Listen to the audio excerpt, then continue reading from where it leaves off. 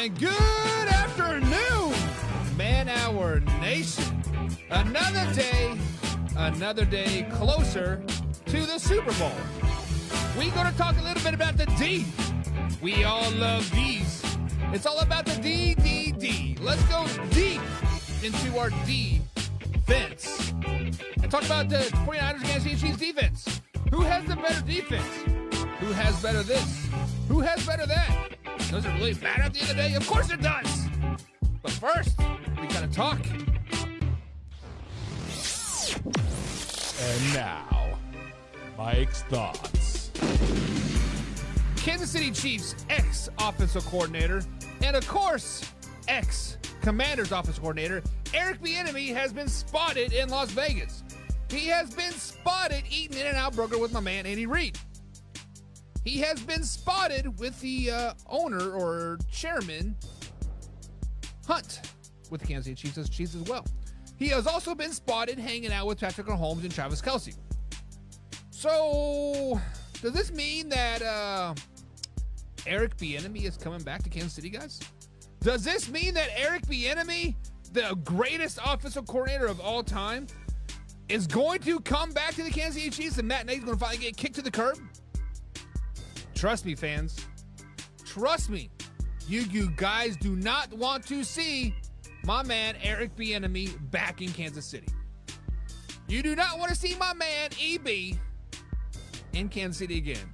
Because after the struggles of this year on the offensive side of the ball, then you bring back the old head.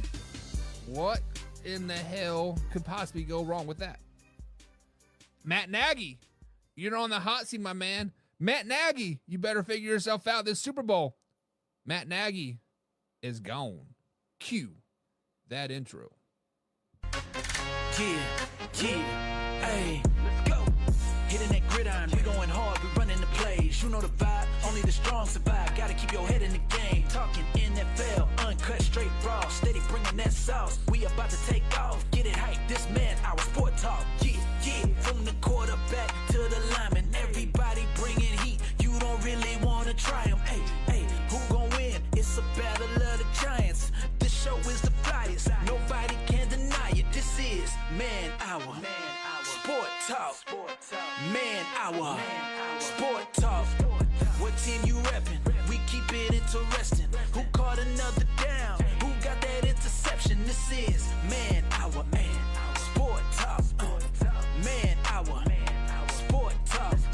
What team you reppin'? We keep it interesting. Who caught another down? Who got that interception? Let's go.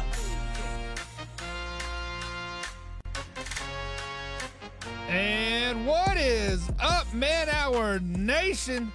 I gotta get used to that new intro song. I'm not for sure. What do you guys think of it? Do you like the new intro? Let me know. See if we can spice it up a little bit more. But that is the new intro by my man Jay Tiggs. But Jay Tiggs is always dropping the big fire for us. But the 2024 intro is now out. We're going to tinker with it a little bit more. Just a little bit more. But guys, welcome to the Man Hour NFL Talk here. 3 p.m. East Coast time. We're going 3 p.m. for the rest of the week. Tomorrow, Thursday, and Friday. We're going to cover a lot of Super Bowl talk. First, we got to welcome some people into the chat. Here we got my man Jim Powell says, and that's what she said. That's what she said. Yeah, we all love the D, and Jim, that's what you said, I heard as well. But you know the one person that loves the D the most? The one person that likes the thumb in the booty hole, and that is the man, the myth, the legend, Mr. John Hoffman. What is up, Hoffy? What's up, Michael Buckheister? What is up, Man Hour Nation? Buck, I gotta say, I'm digging the new song, but let's be honest, I look a little fat in some of those pictures. You know, the intro. There's you and me talking. I mean, it almost doesn't look like me. Yeah, it is almost as if I try to repurpose a video and realize that is way off. So I definitely need to redo it 100%. But yeah, the new intro is. So you are liking it, Hoffy? You kind of digging it? I'm digging it. Yeah. Yeah. The only thing I don't like about it is he put a Man Hour Sports Talk in there, and we haven't been Man Hour Sports Talk for a very, very, very long time. Well, you've been on the show, Hoffy, now for what? Damn near all NFL season, so for 1 full year almost. And all the talk is NFL, so it's definitely Man Hour NFL Talk. But you know what? it is what it is at the end of the day, and sometimes you just got to party naked. Sometimes you got to party naked. But Huffy, how was your weekend, man? It's been what, about 5 days since you've been on air. Monday I overslept. Tuesday, Judy's birthday, beautiful lady. And then did we do a show Friday? I can't even remember if we did a show Friday. But listen, man, how was your weekend? How has your week been? Are you ready for the Super Bowl? I'm ready. You know, got my popcorn ready. Two of the best teams. I mean, we kind of talked about it all year. This was probably going to be the matchup. A lot of people thought the Ravens, but I think me and you both said that, you know, to be the best, you got to beat the best, and the best will be there at the end. So we're here. We're you know, Super Bowl week is upon us, and Kansas City Chiefs, 6 straight AFC championships. What was that? 4 of the last 5 they've been in this, you know, they've won. So right. I mean, I don't think there's a better story. If you wanna win a Super Bowl, I think this is the team that you want to beat. So looking forward to, you know, the headlines. Looking forward to seeing, you know, 60 seconds to maybe 2 minutes of Taylor Swift and the whole freaking world getting pissed off about it. But I'm looking forward to all the storylines here. Yeah, so if you go to FanDuel, there actually is a bet. There's a over under that Taylor Swift will be shown more than 96 seconds on the live stream or like on the Super Bowl. Well, I'm absolutely taking that bet because Kelsey's going to go off.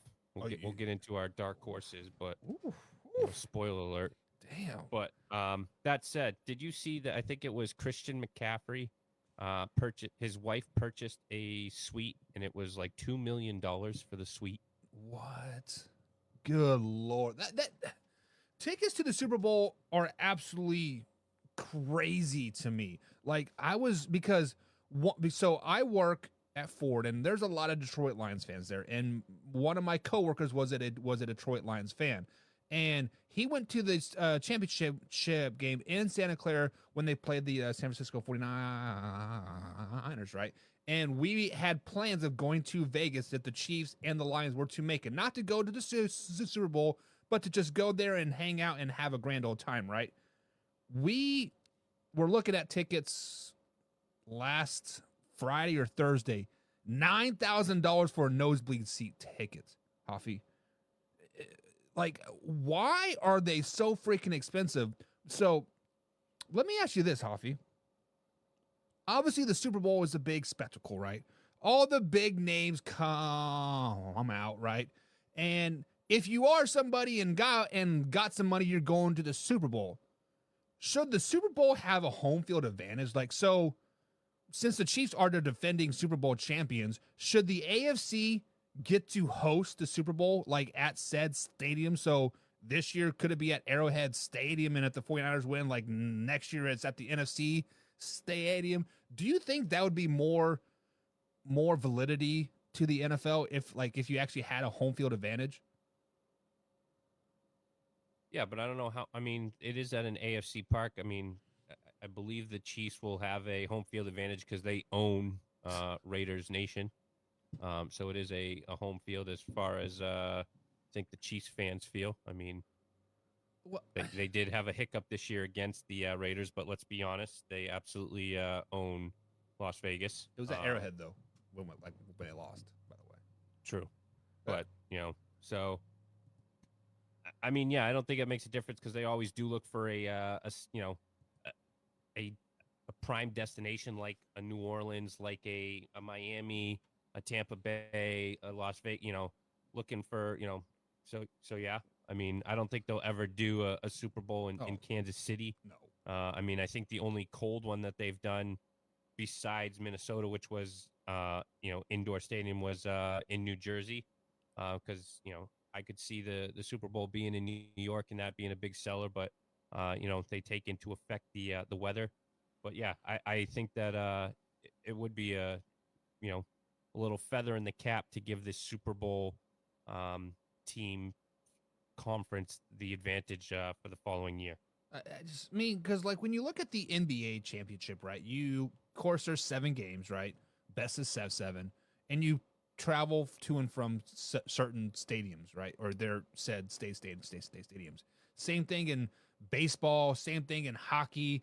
Same thing in I don't know, soccer. Maybe I don't know much about soccer, but I feel like if you have the best record in the NFL, you are one of the best teams in the NFL, and you're going to the Super Bowl, you should be able to get to host that Super Bowl. Give us real fans an opportunity to go to a Super Bowl and support our team with some type of reasonable pricing. I don't know. Like I saw those prices. I'm like, what the hell? Come on, Mark Davis. Like, give us a bone. I'm looking at the $9,000 prices right now. The lower bowl area is about 8,000. It's about 7,000 for the nosebleeds right now. I mean, who in their right mind? I mean, right. Me and you couldn't afford that, and I mean, we do pretty well for ourselves. Right. But it just it just does not see, where do you justify that? Yeah. Because the only people that are going to be able to afford that are these celebrities who, quite frankly, don't give two shits about sports. It's just that, hey, the Super Bowl's here. Let's, let me drop my, drop a couple pennies on these tickets and go. But yeah, it's us everyday fans that should be deserving of the, or the Chiefs fans or the 49ers fans that should be deserving of this. But I mean, let's be honest, Kansas City, a lot of people there, blue collar kind of people. I mean, there's not a lot of big wigs out there that are going to be able to afford this kind of same, San Francisco. I mean, that's one of the wealthiest places, the most expensive places to live. But even still, I mean, how many of those San Francisco 49ers fans, true fans, are able to swing that? I mean, maybe they're spending their life savings, but it shouldn't be that way. Well, and especially after, the 49ers have had 2 home games now. So, I mean, there's $1,000 a piece per ticket. It's just crazy. Jim says, the biggest news of the week are the Raiders lose on hiring again.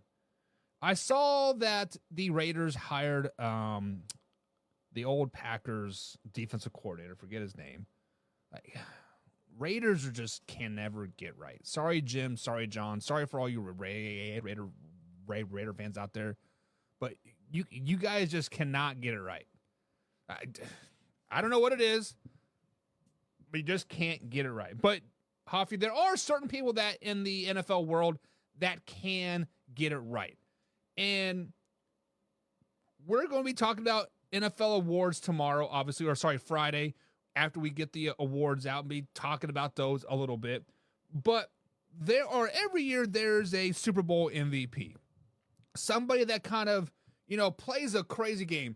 Usually it is on the winning side of the thing, just had a great game. Not always the quarterback, but usually a receiver, or it's usually a offensive player.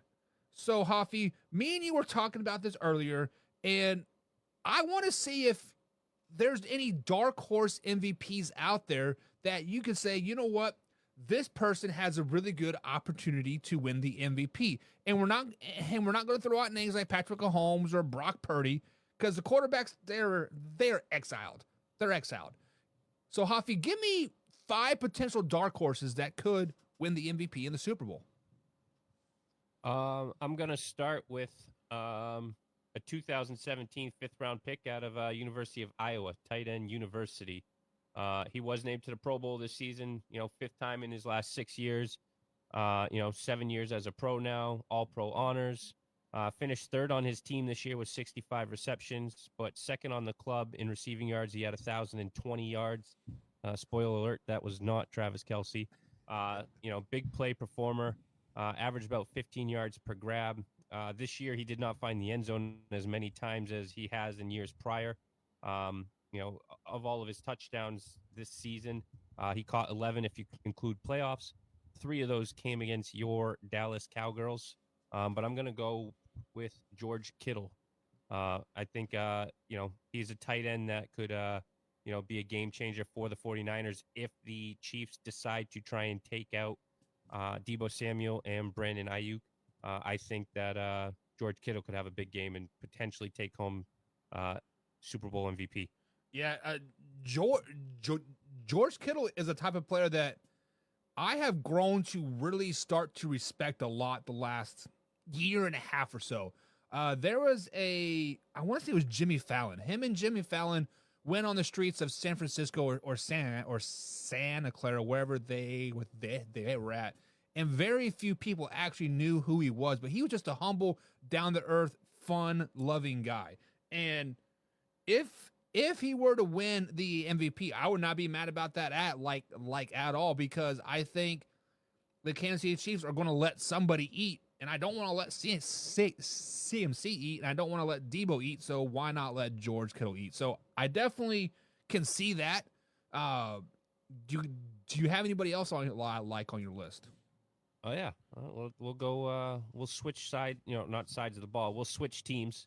It was not unusual in the start of the Super Bowl era to see a running back win a Super Bowl MVP. In fact, of the first 10 Super Bowls, 3 of the MVPs went to running backs. Larry Kansonka, Franco Harris, John Riggins. And I'm wondering if this year we might add that to add another running back, and that would be Isaiah Pacheco. He'll absolutely have his work cut out for him with the line of the 49ers, as well as the linebackers that those, the 49ers have. I mean, star-studded front seven there.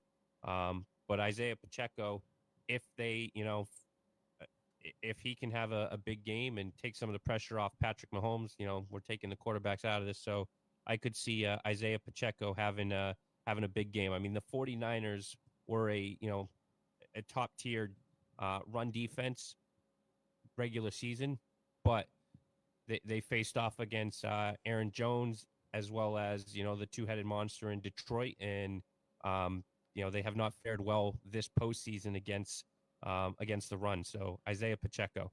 Yeah, and one of the weaknesses of the 49ers defense right now is that interior defense, right? The nose guard, the 1, 3, and 5 techs there, right? They're kind of weak. Yes, Eric Armstead is back and starting to get his feet back under him, but that's where Isaiah gets his money, is between the tackles. So I love that. Who's your next dark horse?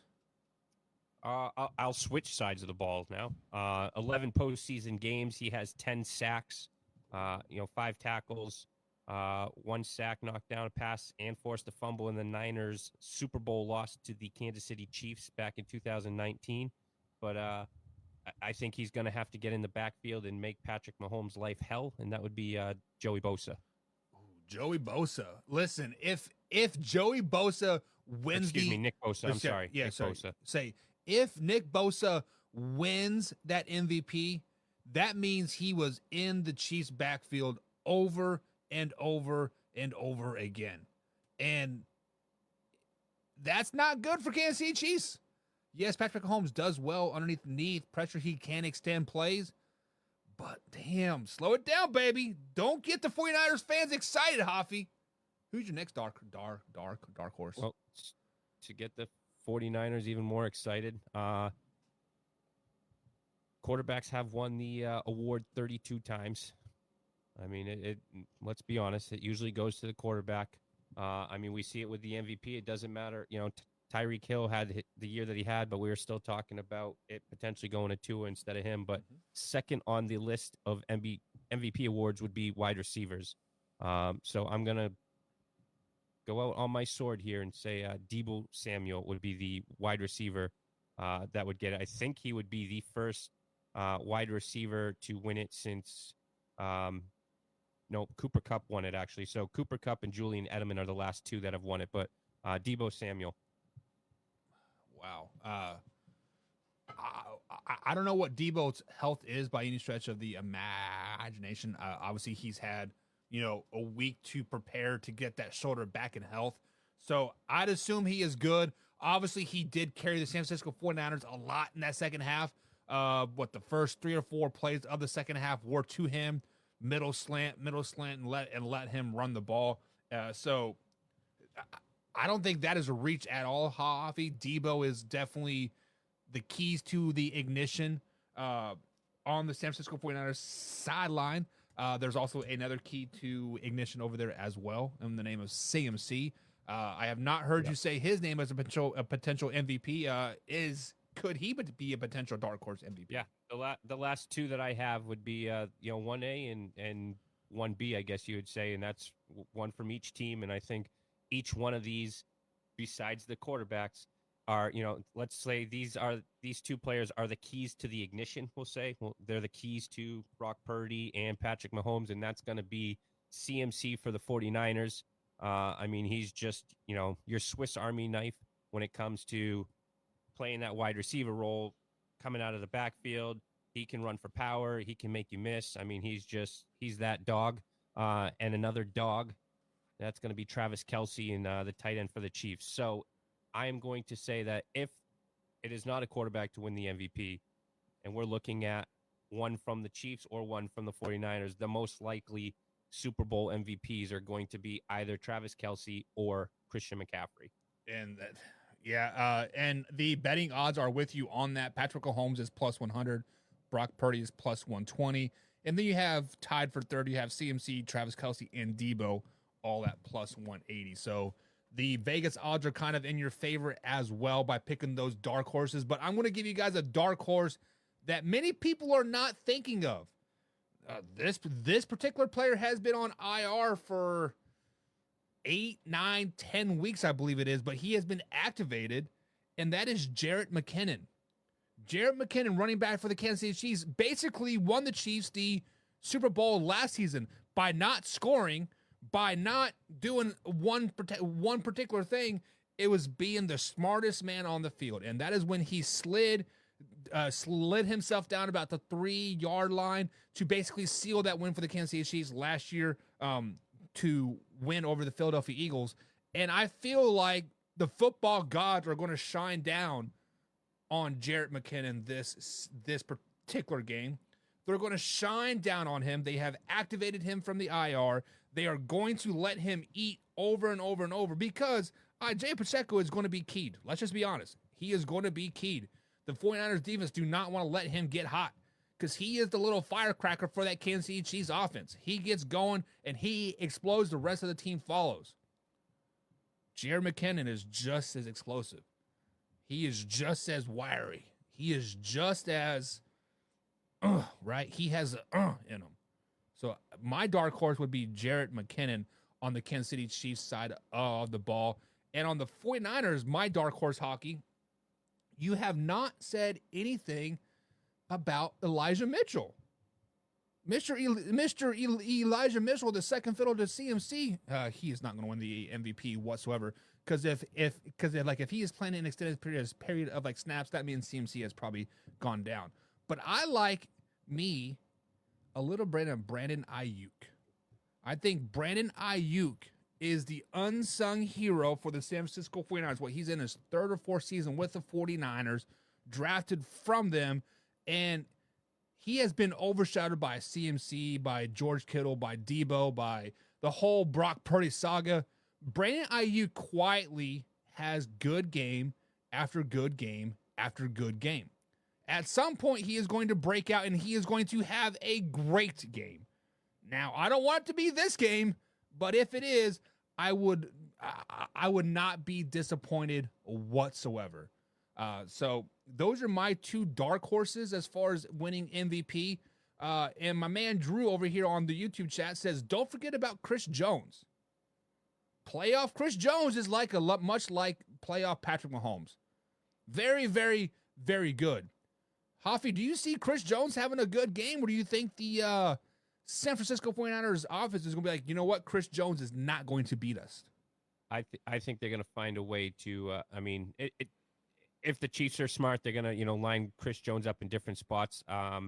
They do have, I can't think of his name right now. One of the, left tackles, I believe, is what his position is on the 49ers, has given up a lot of pressures. So if they line up over him, I think that he could disrupt it. But I think that we could argue the AFC Championship game MVP and, for your Kansas City Chiefs would be your cornerback in Snead. Yeah. So, he could, I don't think we'll see a cornerback win it, but I mean, let's be honest, Brock Purdy has made a couple mistakes. I mean, if he throws one or two picks and, Snead has a pick six or something like that, but I think you could definitely say that Snead was the MVP of that AFC Championship game and punching that ball out on, the 1 inch line. Oh yeah. If not, they go in there, and I think that just makes it a 3-point game at that point in time. So that, I mean, you got yourself a ball game at that point. So I think he definitely deserves to be discussed in the dark horse race as well, especially with how he's played all year. Yeah, so this is the bad thing about L'Jarius Sneed is I'm not saying he is no Revis Island by any stretch of the imagination, because when Revis Island was a thing, it was a thing, right? He would legitimately shut down a half of a field. But L'Jarius Sneed is a lot like Jarrell Revis, and quarterbacks just do not want to test him. I believe this regular season, he did not give up 1 touchdown all season long. Now, he did give up 1 in the playoffs. I believe it was to the Baltimore Ravens in Zay Flowers, but Zay Flowers is obviously a very, very special talent. And if you watch that play back, there's just a little bit of miscommunication, whether it is on the safety side or the cornerback side, but somebody messed up. But L'Jarius Sneed is a guy that is not going to wow you with the stats. He's not going to wow you with the interceptions. He's not going to wow you with the tackles. And I've said it many, many times, guys, that stats lie. Stats will lie to you. A good defensive lineman will not get a lot of tackles because they're literally running the other way. A good cornerback's not going to get a lot of interceptions because they're not throwing his way. Use the eye test, but I would love to see Sneed win it, but I don't think he will have the stats to win it. He will not have that sexy money line. Oh, 2 interceptions, 10 tackles and a fumble, right? Like, he is not going to get those stats, unfortunately, Hoffy. So when we've been talking a lot about MVP, been talking a little bit about defensive side of the ball, but I think obviously defense wins championships, and we have 2 of the top defenses in the NFL playing in this game, right? In the regular season, the Kansas City Chiefs were ranked 2nd best in the NFL, just allowing 289 yards per game. The San Francisco 49ers, they were ranked 4th, giving up, just over 300 yards per game. These are 2 defensive juggernauts, Hoffy. So with that being said, let's put the positions, let's put the cores head to head, and let's start with the defensive line. Hoffy, in your opinion, who has the better defensive line, the San Francisco 49ers or the Kansas City Chiefs? I mean, the Chiefs definitely have a strong defensive line. They've got some quality players surrounding Chris Jones with George Kalafdis, I believe that's how you pronounce his name. Yep. But they don't have anybody named Nick Bosa, Eric Armstead, Javon Hargrave, game-wrecking crew that the Niners sport up front. And then I haven't even brought up Chase Young. He's definitely not living up to what the 49ers expected when they traded for him. But I believe San Francisco still has the edge here, especially when you throw in some of their subs. Like you still got Randy Gregory, Kevin Givens, and Javon Kinlaw that you can bring in relief to kind of allow those guys to get a rep or 2 off and kind of get rehydrated, rejuvenated, get back out there, pin those ears down, and get after Patrick Mahomes. Yeah, and on the flip side of that, the Chiefs' interior defensive lineman Derek Nandade, I think is how you say his last name. He is officially out for this game as well. He did tear his ACL versus the Baltimore Ravens. So, in theory, that kind of would give the 49ers the advantage, Hoffy. But you keep mentioning Nick Bosa, but give me, on a head-to-head battle here, give me Chris Jones over Nick Bosa, right? Chris Jones is playoff. Chris Jones is the real deal. When Chris Jones gives 150% every play, he does not get stopped. The Ravens running back, was it Gus Edwards, even kicked him in the thigh. Yes, he did go down, but he came back two players and got that sack. Then you want to go head-to-head with Chase Young and George Kalakafis, right? Give me the second-year player. Chase Young has been shown to take plays off, kind of half-ass it, right? That's why he is going to be out of San Francisco probably at the end of this season as a free agent. He might get paid, he might not. But the truth of the matter is he's pretty lazy. And then the Kansas City Chiefs have a rookie from the Kansas State University. Yes, that's right, Hoffy. My Kansas State University. And his name's Felix Uzuma. This kid is a freaking beast on the outside. Rumor is he's going to become playing some inside defensive line to pick up the slack. So I understand Nick Bosa. I understand all those big names. But damn it, Hoffy. I mean, if we want to get into it stat by stat, I mean, rushing yards, Kansas City's given up 113. San Francisco's only given up 89. But then when you look at sacks, Kansas City's 57 sacks to San Francisco's 48. Kansas City's third down percentage is 37% to San Francisco's 40%. So, I mean, you could very well look at the stats and say that Kansas City's defensive line is outperforming the 49ers. And I wouldn't necessarily argue that. But when I look at paper, just the names on the paper, and, the way they've played these last two games with allowing, Jones and Gibbs and Montgomery to just run all over them, I really think that they're due to finally put a good game together, put a complete game together from, first quarter to the end of the game. They can't play like they have thus far in the playoffs and just decide to, lollygally around for the first half, go into the, halftime and say, this is what we're going to adjust to. Yes, I know that Kansas City Chiefs have struggled in that second half, but this is a different beast in Kansas City Chiefs. This is a Super Bowl. You can't rely on the Kansas City Chiefs to come out and lay another egg in the second half and think that you're going to be able to come back if you're down 10 points or so, because that's when Kansas City Chiefs are going to rely on Isaiah Pacheco to just pound the ball. And I don't think he's going to make that same mistake that, Gibbs made and fumble the ball, which allowed the San Francisco 49ers to get that ball and offense rolling again and really come back. So definitely going to need a complete game from the front seven of San Francisco. I definitely respect what you're saying there, but let's move on to the linebackers here. The Kansas City linebacker core is probably one of the best I have seen in the last 10, 12 years. They have names Willie Gay, Nick Bolton, and Drew Tranquill, but the 49ers linebacker core seems to be it seems like they don't miss on the linebackers at all. They got Greenlaw, they got Fred Warner, and then they got Oren Brooks as well. Hoffy, who do you think has the better linebacking core?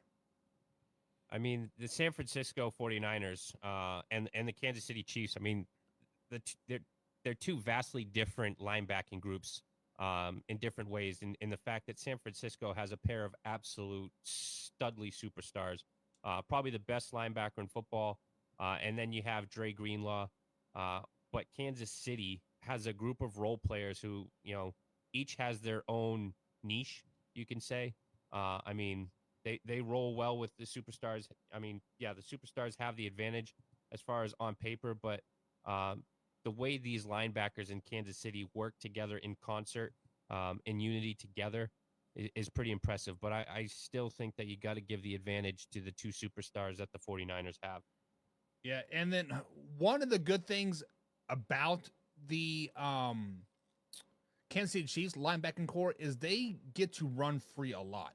You very rarely see linemen on them. So the front four of the Kansas City Chiefs are usually eating up a lot of blocks.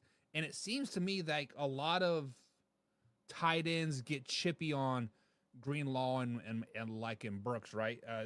They're able to kind of chip them and kind of get in their faces, and it ultimately slows them down a tad bit. But let's just be honest, Travis Kelce is not a very good blocking tight end. So I would have to agree with you. I would give the advantage in linebacking core to the San Francisco 49ers. Now let's flash over to the secondary, right?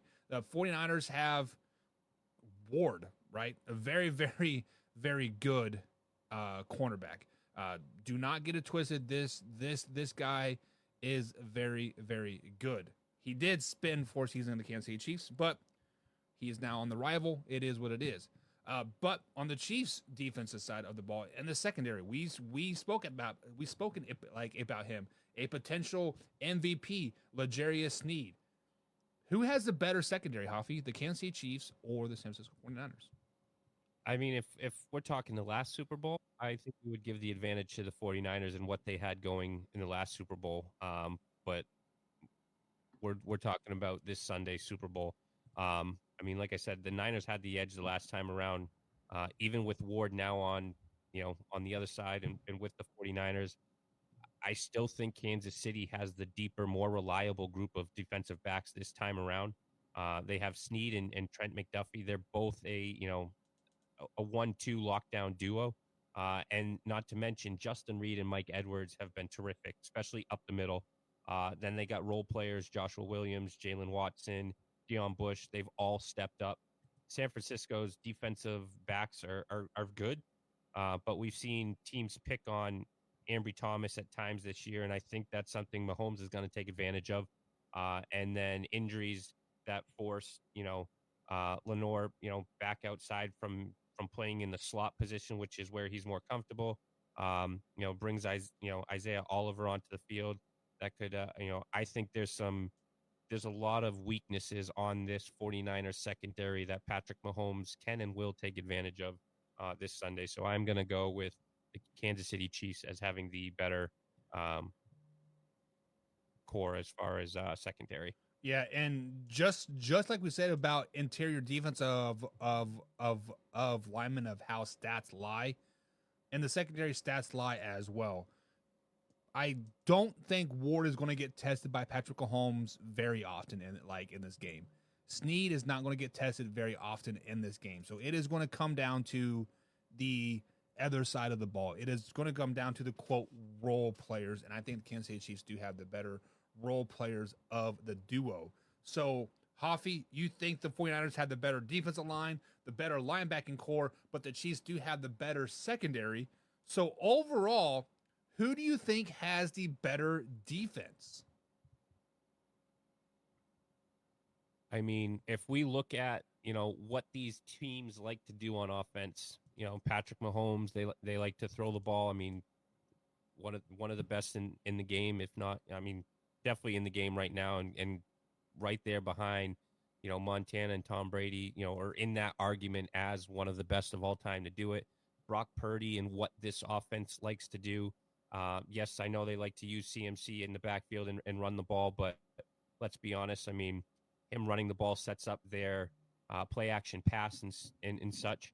So I get that, if we're taking the 49ers have 2 out of the 3 position groups that we just discussed, I think this game is going to be, a pass happy game. It's going to be put on either Brock Purdy's shoulders or Mahomes' shoulders to win.